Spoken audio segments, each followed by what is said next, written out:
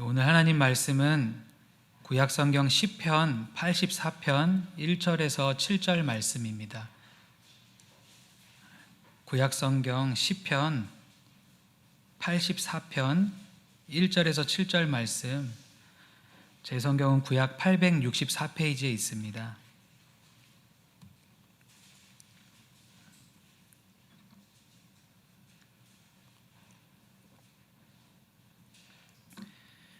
시편 84편 1절에서 7절까지 말씀을 제가 한 절, 성도님들이 한 절 돌아가면서 교독하시겠습니다. 1절에서 7절까지입니다. 제가 먼저 1절 읽겠습니다. 만군의 여호와여, 주의 장막이 어찌 그리 사랑스러운지요.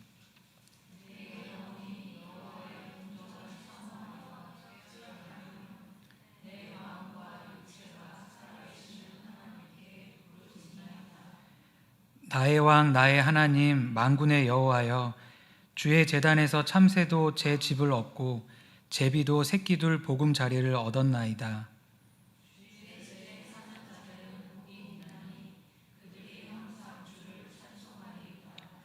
주께 힘을 얻고 그 마음에 시온의 대로가 있는 자는 복이 있나이다.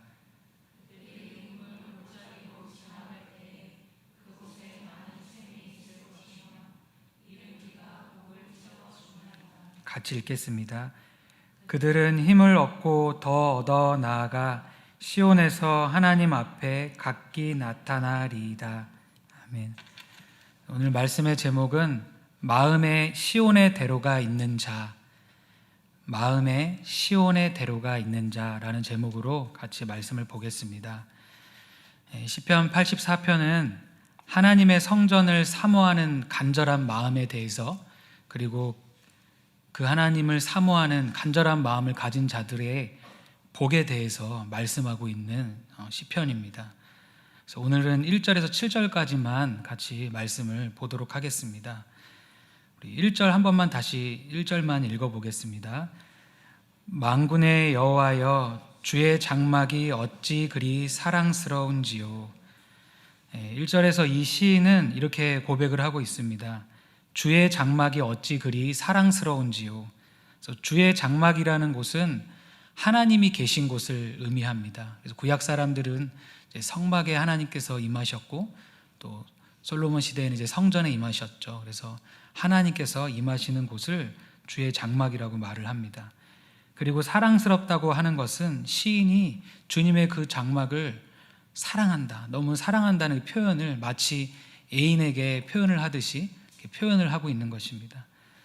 이 시인이 여기서 내가 주의 장막을 사랑합니다라고 말하는 것은 눈에 보이는 그 건물로서의 장막을 사랑한다는 것이 아니라, 구약 시대에는 하나님께서 그 장막 안에 있는 지성소에 임하셨잖아요, 법궤 위에. 그래서 장막이라는 것은 하나님의 임재를 상징하는 것이었어요. 그래서 여기서 시인이 사랑한다고 하는 것은 눈에 보이는 어떤 건물을 사랑한다는 것이 아니라 그곳 가운데 임하시는 하나님, 그 하나님을 사랑하는 것이고, 그 하나님의 임재를 원하는 것이고, 그곳에 나아가서 하나님과 교제하고 예배하는 그것을 지금 사랑한다고 지금 말을 하고 있는 것입니다. 2절도 같이 읽어보겠습니다. 시작. 내 영혼이 여호와의 궁정을 사모하여 쇠약하며 내 마음과 육체가 살아계시는 하나님께 부르짖나이다. 1절에서는 주님 계신 곳을 주의 장막이라고 이렇게 표현했다면, 2절에서는 이제 여호와의 궁정이라고 지금 표현을 하고 있습니다. 똑같은 의미를 가지고 있어요. 하나님이 계신 곳을 의미하는 거예요. 그래서 이 시인은 하나님이 계신 그 궁정을 지금 사랑하는 거예요. 이 사모하다는 단어를 찾아보면 간절히 바라고 갈망하다, 이런 뜻입니다. 그러니까 하나님 계신 그 장막이 어찌 그리 사랑스러운지요 라고 말을 하고, 내 영혼이 그 하나님이 계신 그 궁정을, 그 하나님을, 하나님의 임재를 내가 간절히 바라고 갈망하는 것처럼 사랑합니다, 이렇게 말을 하고 있는 거예요. 얼마나 영적으로 주님을 갈망했냐면, 그래서 쇠약해졌다고, 육신이 기진맥진할 정도로 영혼의 그 갈망, 하나님을 향할 갈망이 이 시인은 컸다고 지금 고백을 하고 있는 거예요. 뿐만 아니라 나의 마음과 육체가 그 하나님을 너무나 사모해서 지금 하나님께 부르짖는다고 말을 하고 있는 거예요. 그래서 우리는 하나님을 어떻게 하나님께 예배드리러 나아오고 또는 하나님께 기도드리러 나아오고 하나님과 교제하러 나아갈 때 어떠한 마음가짐으로 지금 하나님께 나아가고 있습니까? 이 시인은 하나님을 너무나 사랑해서 간절히 주님을 사모해서 쇠약해질 정도로 하나님께 부르짖을 정도로 하나님을 너무나 사랑한다고 고백하지 않고는 견딜 수 없는 이런 사랑의 마음을 가지고 하나님께 지금 나아가기를 소원하고 있어요. 그래서 우리도 매주 드리는 예배 시간이지만 그리고 매일 우리는 신약시대 성도들은 하나님께서 우리 안에 거하시잖아요. 그래서 날마다 주님의 보좌로 담대히 나아갈 수 있는 삶이 되었지만 이게 너무나 당연한 은혜 같아서 우리가 주님을 사랑하는 마음 없이 그냥 예배 자리로 나올 수 있고 주님을 갈망하는 마음 없이 그냥 기도할 수도 있는 것 같아요. 우리가 이 시인의 마음을 우리가 성경을 읽으면서 신앙생활이라는 것은 기본적으로 가장 중요한 게 하나님을 사랑하는 마음에서 시작이 되는 거잖아요. 그래서 내가 예배를 드리러 나아올 때 하나님을 만나러 교제 자리로 들어갈 때 내가 정말 그 자리를 사모하고 하나님을 정말 사랑하는 마음을 가지고 나와야겠구나, 그런 마음이 없는 것이 내 마음이 지금 잘못된 것이구나 라는 것을 우리가 이 시인을 통해서 돌아볼 수가 있습니다. 우리 3절도 한번 같이 읽어보겠습니다. 3절입니다. 시작. 나의 왕 나의 하나님 만군의 여호와여, 주의 제단에서 참새도 제 집을 얻고 제비도 새끼둘 복음 자리를 얻었나이다. 그러니까 지금 시인은 현재 상태는 하나님 계신 성전에 가 있지 않는 상태인 것 같아요. 읽어보면. 그래서 뭐라고 말을 하냐면 주님의 성전이 있는, 주님의 제단이 있는 그 주변에 새들이 살 거 아니에요. 그래서 주님의 성전 주변에서 살고 있는, 그곳에 보금자리를 펴고 살고 있는 참새와 제비에 대해서 좀 부러워하는 거예요. 다시 잠깐 좀 전에도 말씀드렸지만 신약 시대에는 주님께서 우리 안에 계시고 우리가 언제든지 하나님 앞에 나아갈 수 있는 시대지만 구약 시대는 그렇지 않았거든요.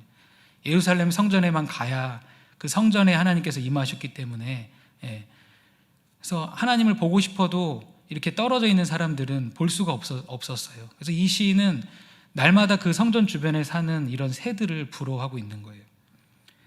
4절도 한번 읽어보겠습니다. 4절 시작. 주의 집에 사는 자들은 복이 있나니 그들이 항상 주를 찬송하리이다. 좀 전에는 주님의 제단에 사는 그런 참새나 제비를 부러워했다면 이번에 어떤 고백을 하냐면 주님의 그 집에 사는 자들이 복이 있다는 거예요. 주님의 집에 사는 자들이 누구이냐? 이것에 대해서 학자들은 이렇게 말을 합니다. 성전에 올라가 그곳에서 봉사하는 제사장들과 레위인들을 뜻한다. 그러니까 제사장하고 레위인들은 성전에서 봉사했잖아요. 성전에서 사는 사람도 있었고 자기의 그 순서에 따라서 그렇게 성전에 지내면서 이렇게 직무를 수행하는 사람들도 있고 그랬거든요. 그러니까 하나님 임재가 있는 곳에서 가장 가까이에서 봉사하고 예배하는 그 사람들이 본인은 그렇지 못하고 있는 것에 대해서 되게 이제 부러운 것 같아요. 그래서 그 사람들이 참 복되다는 거예요. 항상 주님의 임재와 가까이 있었던 그 사람들이 복되다고 지금 말을 하는 것입니다. 그리고 학자들은 이 복이 주의 집에 사는 자들에 대해서 이렇게 또 설명을 해요. 보다 넓게는 하나님의 성전에 나아가 하나님을 경배하는 모든 자들을 가리킨다. 그러니까 하나님의 성전에 나아가서 이제 이 순례의 길을 떠나거든요. 절기를 지키기 위해서 이제 예루살렘 성으로 가는 순례의 길을 떠나는 사람들이, 이스라엘 사람들은 그렇게 절기를 지키기 위해서 예루살렘에 살지 않는, 떨어져서 각국에 이렇게 퍼져 사는 유대인들도 있잖아요. 그래서 절기를 지키기 위해서 이제 순례의 길을 찾아가게 되는데, 그렇게 가서 하나님께 순례를 가서 예루살렘 성에 들어가서 하나님 계신 곳에서 하나님을 경배하고 예배하는 자들이 복되다고 지금 말을 하고 있는 거예요. 그래서 교회 안에서 하나님을 섬기는 직분을 주시고 특별히 저와 같은 목회자의 길을 걷고 또 교회에서 찬양팀으로 봉사하고 여러 가지 이런 봉사로, 직분으로 교회에서 봉사하는 것이 얼마나 복된 일인가. 세상에서 하는 직업도 당연히 주님께서 주신 직업이 귀하고, 그것을 통해서 하나님께서 영광 받으시고 그것을 통해서 많은 영혼을 구원하기도 하지만 주님 전에서 이것을 섬길 수 있다는 게 짐스러운 게 아니고, 이것은 피곤하다고 힘든 일이 아니라 구약시대 성도들은 누리고 싶어도 누리지 못했던, 대다수의 사람들이 누리지 못했던 그런 누림을 누리고 있는 게 저희더라고요. 이 교회에 와서 이렇게 봉사하시는 분들이더라고요. 그리고 날마다 예배드리러 하나님 전에 나가고 싶었지만 그렇게 살지 못하고 있는 사람들에 비하면 수요기도회, 정교인 수요기도회, 금요청장년 모임, 또 토요일 모임, 주일 예배를 내가 마음껏 드리러 나올 수 있다는 것, 그리고 예배당에 나오지 않더라도 내가 있는 곳에서 언제든지 하나님께 나아가서 하나님께 기도하고 하나님 말씀을 읽고 교제할 수 있다는 게 얼마나 복된 삶인지, 구약시대의 사람들은 누리지 못했던 것들을 누리고 있으면서도 이제 우리가 이것의 가치를 잘 모를 수 있다는 거예요. 구약시대 때는 이 사람들이 1년에 한 번 성전에 가더라도 제사장들을 통해서만 하나님께 갈 수가 있는 거예요. 근데 신약시대의 성도들은 예수님께서 자신의 육체를 찢음으로 말미암아 우리가 지성소로 담대히 들어갈 수 있는 그 길을 열어주셨거든요. 그러니까 죄인이 하나님을 뵙는다는 것은 불가능한 일이었다고 구약 사람들은 생각을 했는데, 예수님의 보혈로 덮인 우리는 아무 때나 주님 앞에 나아가서 예배 드릴 수가 있는 거예요. 이게 얼마나 큰 일인지, 얼마나 큰 복인지를 이 성경을 읽으면서, 이 사람의 이 지금 고백을 읽으면서 우리는 이렇게 한번 생각해 봐야 되는 것 같아요. 우리가 이게 예배 드리는 게 이게 진짜 복된 거구나. 예수님께서 우리를 위해서 대속하지 않으셨다면 우리도 지금까지 이런 삶을 살고 있었겠구나. 내가 아무리 주님이 보고 싶고 주님을 사랑해도 마음대로 주님의 임재를 느낄 수가 없고, 근데 지금은 이렇게 주님께서 임재하시는 좋은 교회에 나와서 신앙생활하고 우리 안에 성령님 계셔서 언제든지 성령님과 함께 교제할 수 있는 삶을 살게 된 것이, 이게 엄청난 축복을 누리고 있는 것이구나. 이것을 우리가 생각해 볼 수가 있어요. 그래서 우리가 바로 복된 사람들인 것을 믿을 수 있길 바랍니다.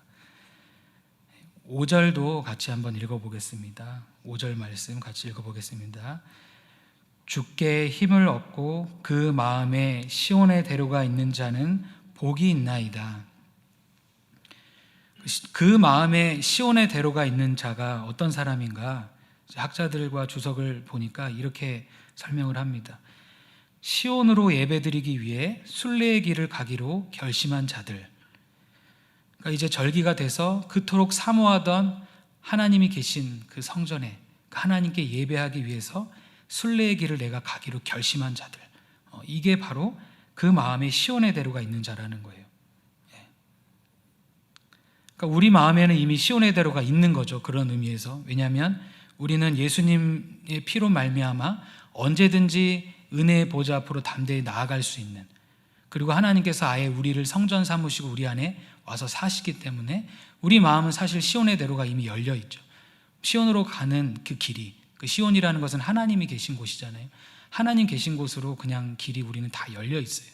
그래서 우리는 언제든지 때에 따라 필요한 은혜를 구하기 위해 하나님 앞에 나아갈 수 있습니다. 그런데 성경을 보니까 우리에게도 앞으로 가야 될 궁극적인 시온이 있다고 성경은 말씀하십니다. 그래서 요한계시록 21장 3절에 보면 새 하늘과 새 땅이 이제 임하잖아요. 이 땅은 다 떠나가고 이 땅은 다 사라지고 하나님께서 새 하늘과 새 땅을 새롭게 창조하실 때, 그때 하나님의 장막이 우리와 함께 있다고 그랬어요.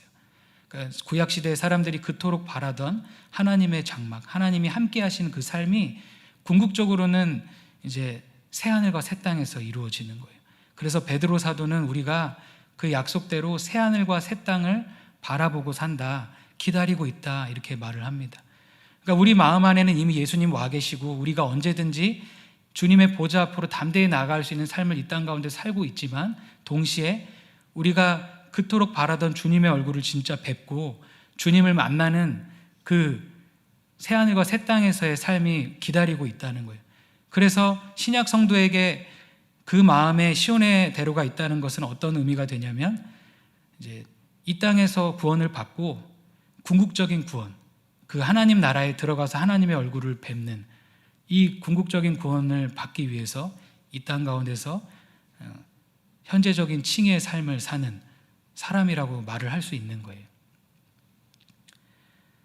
그래서 순종의 삶을 살고 사랑의 삶을 살고 사명 감당의 삶을 사는 사람, 하나님을 사랑해서 하나님 얼굴을 보기 원해서 이 땅에서 하나님께서 원하시고 인도하시는 순종의 삶을 살아가기로 결심하는 사람, 이 사람이 바로 마음에 시온의 대로가 있는 사람이라고 말을 할 수 있습니다. 그러니까 우리는 이미 마음에 시온의 대로가 있어서 언제든지 주님 앞에 나아갈 수 있는 자가 되었고, 또 우리가 주님의 얼굴을 정말 뵈는 그날까지, 궁극적인 구원을 받는 그날까지 우리는 이 땅 가운데서 우리의 마음을 지키고 주님께서 원하시는 그 순종의 삶을 살아가야 돼요. 그 길을 걷기로 결심해야 됩니다. 그 사람이 마음의 시온의 대로가 있는 사람이래요.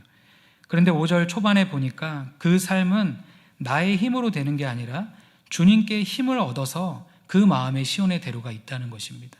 그래서 신앙생활은 주님께서 주시는 힘으로 하는 것이지 나의 노력으로만 하는 게 아니에요. 열심히 해야 되는 것도 맞고 내가 노력하고 의지를 들여야 되는 것도 맞지만 주님께서 주시는 힘을 공급받지 않고서는 어려움이 찾아오고 위기가 찾아올 때 그것을 극복을 할 수가 없습니다. 그래서 우리는 반드시 신앙생활 할 때는 하나님께 도움을 구해야 돼요. 힘을 구해야 돼요. 제풀에 지쳐서 넘어지는 것이 아니라 넘어진다 할지라도 그 자리에서 하나님께 주님 힘을 달라고, 주님 제 마음에 이 시온의 대로가 막히지 않고 계속해서 하나님을 향해서 나아갈 수 있도록 주님 힘을 달라고 이렇게 기도해서 그 주님 주시는 힘으로 신앙생활을 해야 되는 거예요. 그래야 어려움을 극복할 수가 있습니다. 어떤 어려움이 우리가 신앙생활 할 때 나타나냐면 6절을 한번 읽어보겠습니다. 6절입니다. 시작. 그들이 눈물 골짜기로 지나갈 때에 그곳에 많은 샘이 있을 것이며 이른 비가 복을 채워주나이다. 이제 주님께 힘을 얻어서 주님을 너무나 간절히 사모해서 주님 계신 성전으로 나아가기로 결심도 했고 주님의 그 힘을 얻어서 나아갔어요. 그러면 그 길이 평탄할 것만 같은데 그렇지 않다는 거예요. 그들이 눈물 골짜기로 지나가게 된다는 거예요. 그래서 이 땅 가운데 현재적 칭의의 삶을 살고 성화의 삶을 사는 동안에 성도들이 믿음을 지키는 가운데 받는 어려움들이 있다는 것입니다. 은유적인 표현이 되는 것이죠. 눈물 골짜기라는 것은 단어 뜻 자체로는 메마른 골짜기란 뜻이에요.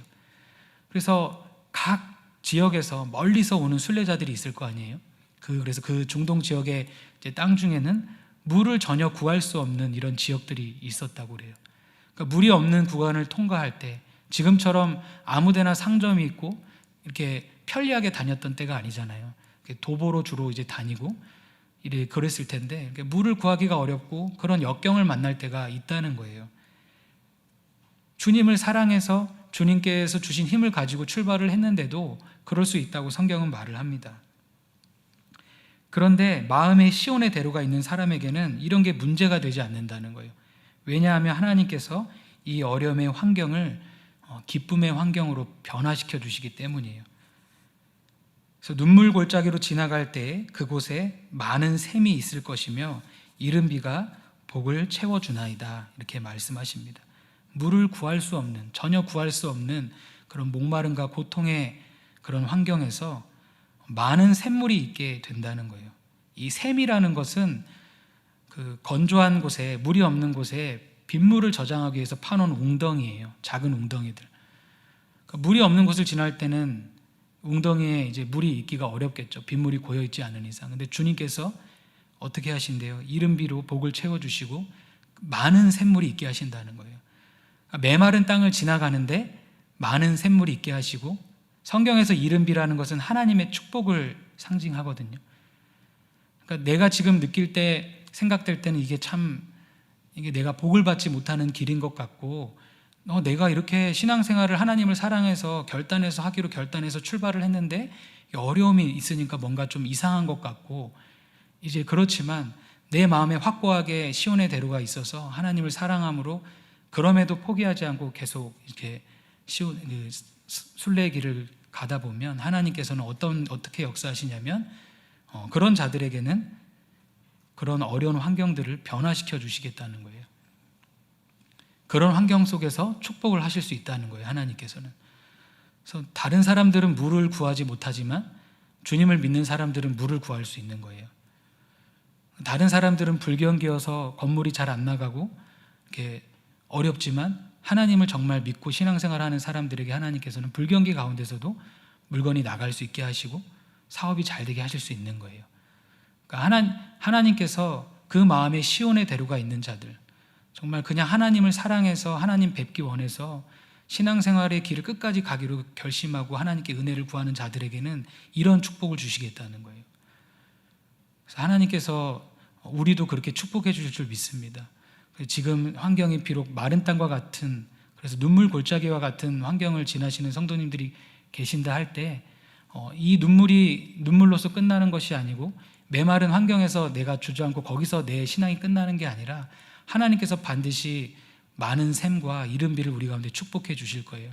그래서 이 믿음을 가지고 신앙생활을 해야 되는 거예요. 그래서 하나님이 주시는 힘을 가지고 신앙생활을 하지 않으면 이런 환경을 만났을 때 이제 신앙생활을 포기하고 신앙생활을 이제 멈추게 되는 그런 경우도 있습니다. 그래서 그런 어려움이 오더라도 하나님께서 나를 도와주실 거야. 하나님께서 약속하신 대로 나에게 이른 비를 주실 거야.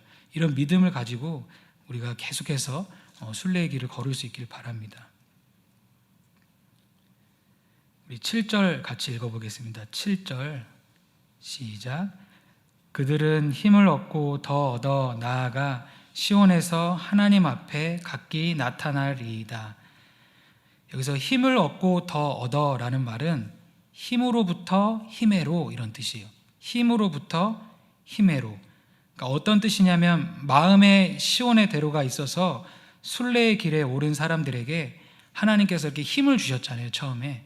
그렇게 힘을 주실 뿐만 아니라 그들이 역경을 만났을 때에도 지속적으로 힘을 공급해 주시겠다는 뜻이에요.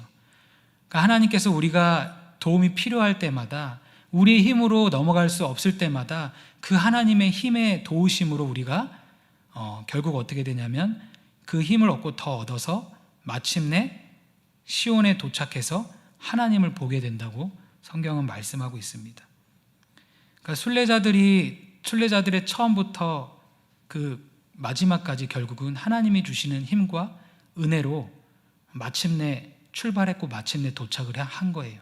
과정에서도 하나님의 도우심이 있었고. 그러니까 우리도 넘어질 것 같고 힘이 들지만 하나님께서 우리에게 지속적으로 힘을 공급해 주실 거예요. 주님의 능력은 한이 없으시고 주님의 능력은 내가 저번에도 도와줬는데 또 도와줘야 되니? 라고 말씀하시지 않으시니까 주님은 천지를 창조하시고 마귀를 주관하시고 지옥의 열쇠를 가지신 분이시잖아요. 그분 앞에 무엇이 문제가 되고 우리가 기도드리지 못할 게 무엇이 있겠어요? 우리의 신앙에 거치는 것들, 신앙의 장애물이 되는 것들, 나의 삶을 힘들게 하는 것들에 대해서 주님께 당연히 기도하면 주님께서는 우리에게 힘을 공급해 주실 거예요. 지속적으로 공급해 주실 거예요. 그래서 우리가 끝까지 이 신앙의 길을 갈 수 있도록 주님께서 힘을 공급해 주실 것입니다. 실제로 그 순례자들이 이제 예루살렘에 가까이 이르면 이를수록 많이 이렇게 피곤했다고 그래요. 힘들고. 왜냐하면 오랜 시간을 이제 순례 여행을 했기 때문에 많이 피곤했을 거고 오는 길에 만나는 여러 가지 역경들이 있었을 거예요. 그래서 물이 없는 곳을 지나가기도 하고 실제로 보면 강도의 위험도 있고 추위의 위험도 있고 여러 가지 그런 위험들이 있었지만 여기에 나오는 순례자들은 어떤 사람이었냐면 이런 여행에서 오는 피로와 어떤 역경 등이 순례의 길을 포기하게 만들지 않았어요. 그것이 신앙생활을 중단하는 이유가 되지 않았습니다. 왜냐하면 하나님을 너무나 간절히 사모했기 때문에 그곳으로 좀 가기로 결단을 했잖아요. 그리고 하나님께서 힘을 계속 공급해 주시기 때문에 어려움이 왔다고 해서 그게 난 이제 더 이상 신앙생활 하지 않을 거야, 나는 사명 감당하지 않을 거야, 이렇게 하지 않았다는, 그런 이유가 되지 않았다는 거예요. 그러니까 우리의 신앙생활은 어떤 마음과 각오로 하고 있습니까? 그래서 주님을 정말 사랑한다면 신앙생활하면서 받는 어떤 어려움과 그런 고난들이 그게 문제가 되지 않을 거예요.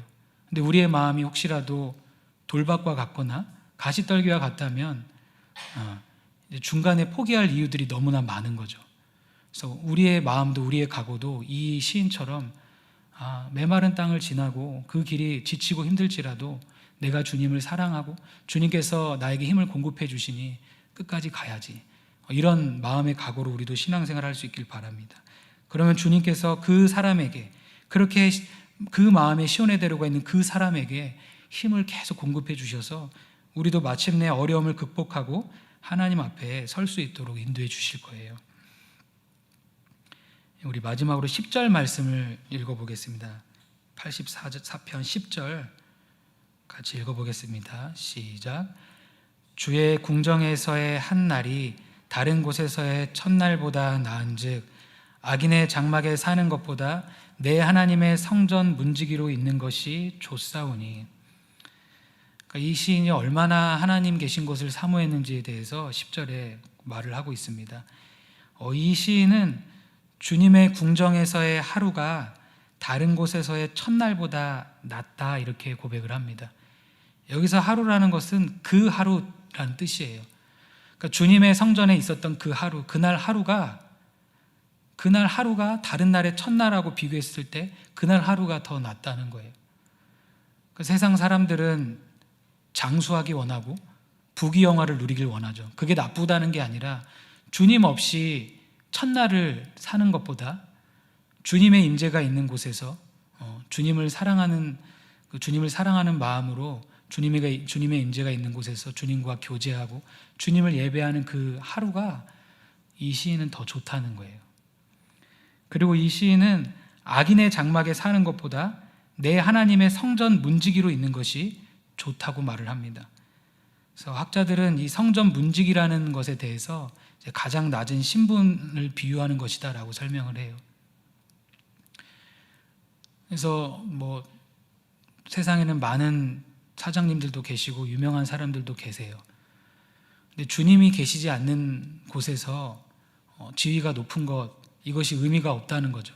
그런 삶이 세상에서 높은 지위를 가지 말라는 게 아니에요. 그런 삶이 필요 없다는 것이 아니라 비교해 봤을 때 이 사람 마음에 세상의 그 어떤 명예나 부귀나 장수나 가치를 갖다 대도 하나님 나라에서 하루랑 하나님 그 성전에서 그냥 문지방에 있는 거랑 비교할 수가 없다는 것을 지금 표현하는 거예요. 그런 삶이 다 필요 없다는 게 아니라 이런 마음을 가지고 이 사람은 순례길에 올랐던 거예요. 그러니까 우리도 세상의 그 어떤 명예나 쾌락이나 이런 것보다 하나님 전에 나와서 예배 드리는 게 가장 값진 거고 하나님과 교제하는 이 시간이 가장 행복한 것이구나, 이런 마음이 우리 가운데도 있다면 우리도 신앙생활 하다가 어려움이 올 때 그 어려움에 넘어지지 않고 하나님을 사랑하는 마음으로 계속 극복하게 될 거예요.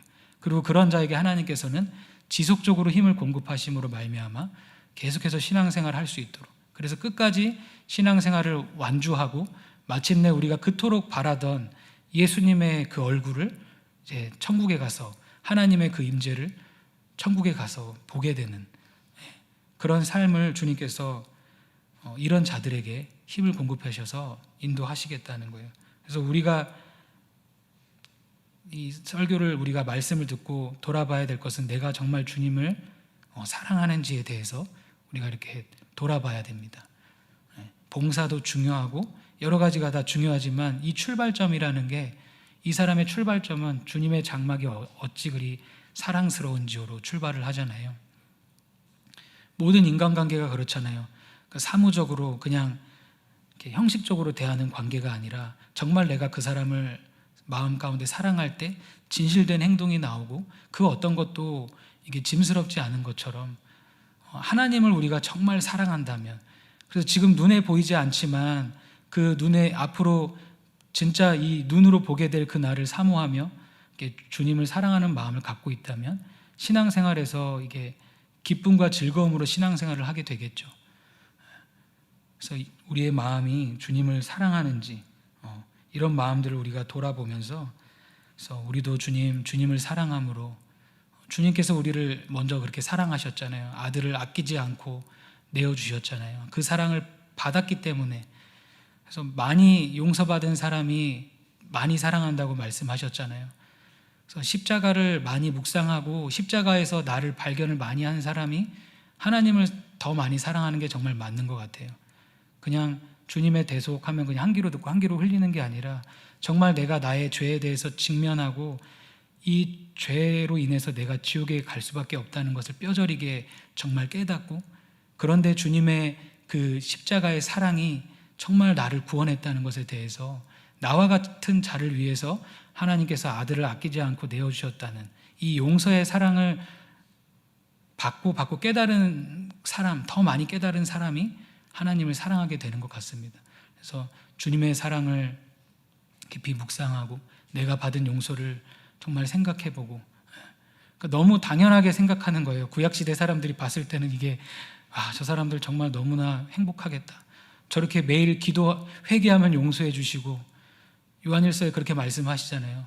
회개하면 용서해 주시겠다고. 그런 삶을 살고 있으면서도 하나님을 어떻게 저렇게 대할 수가 있지? 우리 성도님들 가운데는 그런 분은 계시지 않겠지만 어떻게 하나님을 저 정도만 사랑할 수 있지? 어떻게 교회에서 봉사하고 섬기는 일이 안 기쁠 수가 있지? 모든 삶이 어떻게 안 기쁠 수가 있지라고 생각할 수 있을 것 같아요. 24시간 365일 주님이 우리 안에 성전으로 계시는데 그 구약시대 사람들이 봤을 때는 이제 그럴 수 있다는 거죠. 그래서 우리 모두가 이 시간 함께 기도할 때 하나님을 사랑하는 마음, 이런 것들을 회복시켜 달라고 기도하고, 오늘 주신 말씀을 붙잡고 주님 앞에 우리 주여 주여 3번 부르짖고 간절히 하나님 앞에 기도하겠습니다. 우리 주여 주여 부르짖고 기도하겠습니다. 주여